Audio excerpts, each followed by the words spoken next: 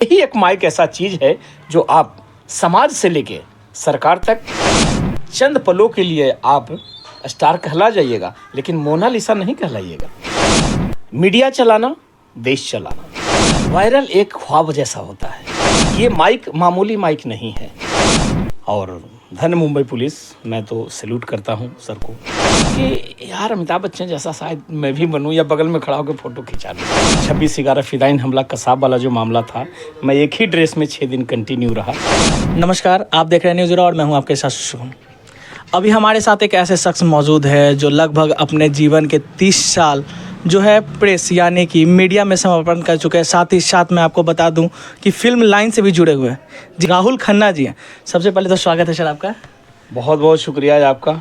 ये आपने शुभम जी अपना कीमती समय निकाले हैं, और ये जो चैनल है आपका, मालिक करे न्यूज़ एरा, दुनिया भर में ये फैले, क्योंकि मैं भी एक पत्रकार हूँ और उम्मीद करता हूँ कि पत्रकारिता पारदर्शिता का पहला बेमिसाल है। और जिस पत्रकारिता में पारदर्शिता होती है वो समझिए सर, ज़मीन से आसमान तक रिकॉर्ड बनाता है। सर, अभी कुछ देर पहले आपने ही कहा था कि कई बड़े चैनल जो होते हैं अगेंस्ट चलाने पे जिनकी तरफ से ऐड आते हैं तो दबा देते हैं, क्या कुछ कहिए सबसे पहले उसको लेकर? देखिए, ये तो कड़वा सत्य है। बहुत सारे हमारे सीनियर पदाधिकारी होंगे, शायद ये बात उनको बुरा भी लगेगा, लेकिन हम लोगों ने देखा है, चाहे आप प्रिंट मीडिया को देखिए, इलेक्ट्रॉनिक मीडिया को देखिए या मैगज़ीन डिपार्टमेंट को देखिए, मैंने तीनों से गुजरा है। कई मैगज़ीन भी मैंने वर्क किया, कई न्यूज़ पेपर को भी मैंने आगे बढ़ाया मार्केट में, और कई सैटेलाइट चैनल को मैंने आगे लाया मार्केट में। करीब 8 चैनल का ब्यूरो चीफ में रह चुका हूँ, और अभी वर्तमान समय में काम करता रहता हूँ।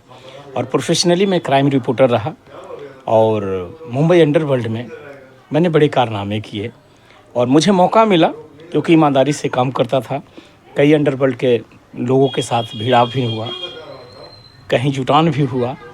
सबसे बड़ा एग्जाम्पल 26/11 फिदायीन हमला कसाब वाला जो मामला था, मैं एक ही ड्रेस में 6 दिन कंटिन्यू रहा। जब कसाब को गिरगांव चौपाटी से अरेस्ट किया गया और जब नाकाबंदी में उसको गोली मारा गया था, वो सारा सीन मेरे कैमरे में कैद होता था, और हम अपनी गाड़ी से पूरा फॉलो करते थे मुंबई पुलिस के साथ में। और धन मुंबई पुलिस, मैं तो सैल्यूट करता हूँ सर को। बहुत सारे ऐसे पदाधिकारी हैं जिन्होंने अंडरवर्ल्ड के कमर को तोड़ा, और तब जा कर के सुख शांति से मुंबई चला। और कहीं ना कहीं एक माहौल था कि मुंबई में जो लोग अदर राज्य से जाते थे तो सबसे बड़ा आकर्षक का केंद्र रहा फिल्म सिटी। वहाँ का फिल्म उद्योग, वहाँ के फिल्मी कलाकार, हीरो हीरोइन, स्टार रहे वो रहे, तो उनसे एक मिलने का चॉइस, उनके जैसा बनने का चॉइस, और कहीं ना कहीं जो नहीं एक्टर हैं उनके भी मन में एक छोटी सी गुदगुदी उठने लगता था कि यार अमिताभ बच्चन जैसा शायद मैं भी बनूं या बगल में खड़ा होकर फ़ोटो खिंचा लूं। तो ये जो उत्सुकता रहा, एक छोटे से भी कलाकार को मुंबई जाने पर मजबूर कर दिया था, और उनमें से एक रहा मैं। सर, एक चीज़, अभी आपने कहा क्राइम रिपोर्टर आप मुंबई में थे, जो मौजूद थे, किस तरह से आपका सफ़र रहा? क्या कुछ कठिनाइयाँ आई? सबसे पहले ये बताइएगा। देखिए, जीवन के उस मोड़ पर जब हम लोग चलने लगे कि बचपन से एक मानसिकता ये कहता है कि मुझे लाइफ में कुछ बनना है, तो शुरुआती आपका जो प्रैक्टिकल ट्रेनिंग होता है वो घर से हो जाता है। हम नालंदा के छोटा सा गांव है कन्हैयागंज, और बहुत गरीबों का कह सकते हैं एक वो गांव रहा। और देखिए, गरीब हम क्या बोले कि उसमें अमीर गरीब सब किसान उसमें रहे।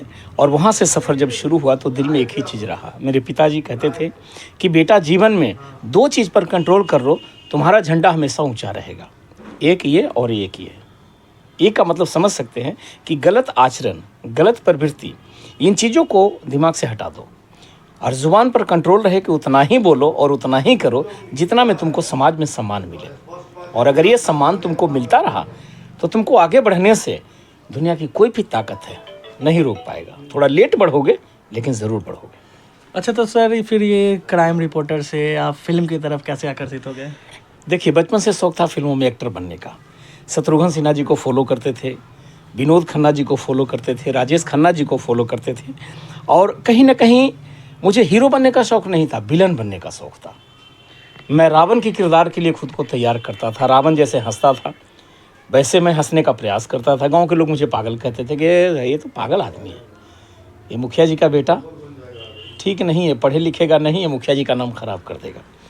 लेकिन कहीं ना कहीं वो जो ये बात कहते थे उनको मैं नोट करता था कि यही मेरे लिए मतलब समझिए कि एक दवा का काम कर रहा है। इनका विरोध करना वो मेरे लिए एनर्जी देता था और मैंने उनकी बातों को फॉलो करता था कि सर आपने ऐसा बोला है, हम इसको करके दिखाएंगे।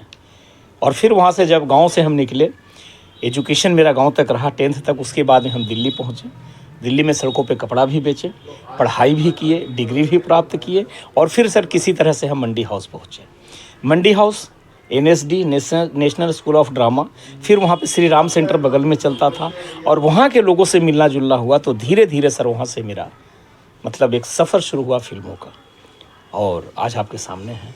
सर अभी देखा जाता है कि अगर किसी को कुछ काम नहीं मिला, एक माइक उठाता है और पत्रकारिता शुरू कर देता है, उन लोगों के लिए क्या कुछ कहिएगा? देखिए, जितने भी मेरे पत्रकार बंधु हैं, बुरा नहीं मानिएगा आप लोग, एक कड़वा सत्य है। मैं एज ए क्राइम रिपोर्टर आप सभी लोगों से कहना चाहता हूँ, ये माइक मामूली माइक नहीं है। मीडिया चलाना, देश चलाना दोनों बराबर होता है। हालांकि हमारे देश को हमारे देश के नेता चलाते हैं, लेकिन कहीं ना कहीं मीडिया जो भारत का चौथा स्तंभ माना जाता है और कहीं ना कहीं इस पर हमारे भारत के 140 करोड़ जनता है वो गर्व करते हैं कि हमारा ये मीडिया एक ऐसा हथियार है जिससे समाज की बुराइयों को ख़त्म किया जा सकता है। और लेकिन दोस्तों, मैं यही चीज़ आपसे कहना चाहूँगा, हमारे बहुत सारे भाई बंद यहाँ पे हैं जो उभरते हुए माइक है, कैमरा है, लेकिन उनके पास में सेंस की थोड़ी सी कमी है। इनको रोजी रोटी का माध्यम न बना करके समाज में न्याय की लड़ाई लड़ने के लिए अगर इनको हथियार बना करके आप लड़िएगा तो समाज में आपको मान सम्मान भी मिलेगा और आपके साथ साथ आपके और जो इर्द गिर्द जो पीड़ित लोग हैं, जैसे करप्शन है, भ्रष्टाचार है, बहुत सारी चीज़ें हमारे समाज में होता है, इसको आप उद्भेदन कीजिए, इसको सरकार तक पहुंचाइए। और यही एक माइक ऐसा चीज़ है जो आप समाज से लेके सरकार तक, मुखिया से लेके मंत्री तक और आप पंचायत से लेके पार्लियामेंट तक सफ़र कर सकते हैं। सर एक चीज़ आज के डेट में सबसे ज़्यादा देखा जाता है, वायरल का शौक। कोई भी चीज़ हुआ, कोई भी मुद्दा हुआ, उसको लोग चाहता है कुछ भी रहे, ये नहीं जानना है कि सही है गलत है, बस उसको वायरल करना। उन लोगों के लिए क्या कुछ? देखिए दोस्तों, मैं एक चीज़ कहना चाहूँगा, वायरल एक ख्वाब जैसा होता है।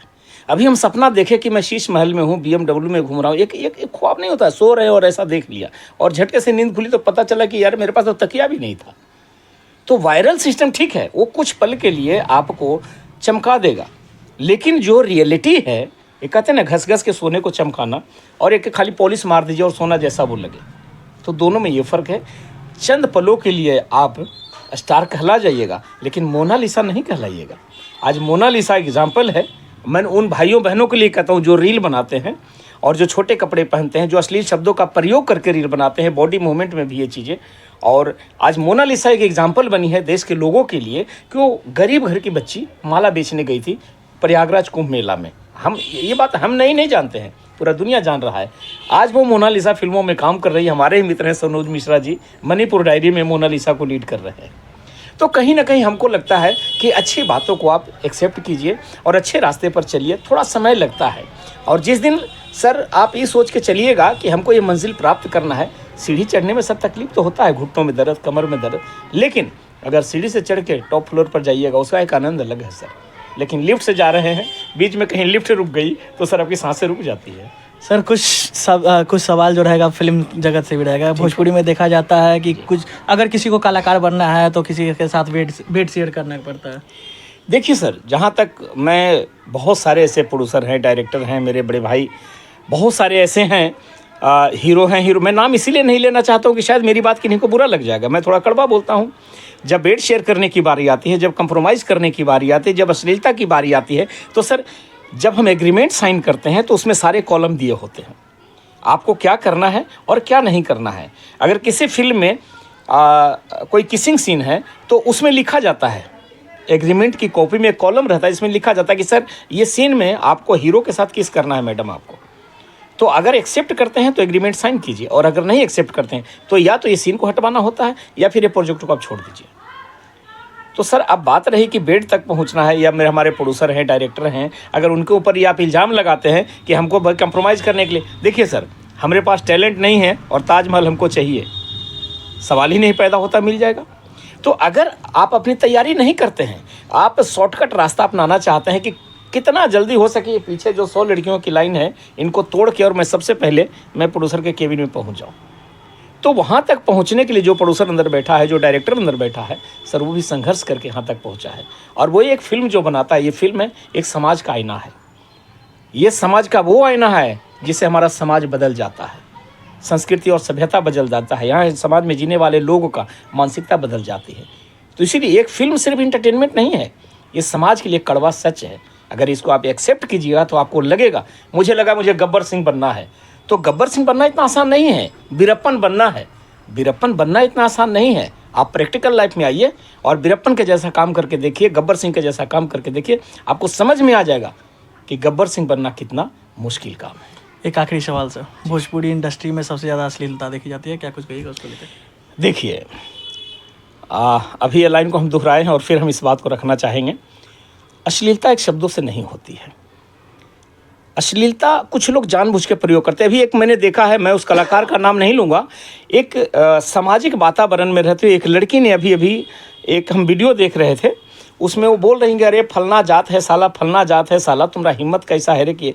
तो देखिए, आप तो एक्टर हैं, आर्टिस्ट हैं, सिंगर हैं, आप जात को क्यों ले आते हैं?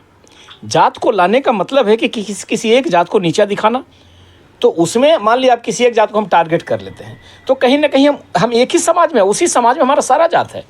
उसी समाज में नीचे से ऊपर तक जाइए तो 4 गो वेद हैं, 4 गो स्वर्ण है, मतलब इसी में ना हम लोग हैं सर। आप कोई भाई पूजनीय हैं और कोई पूजा करने वाले हैं।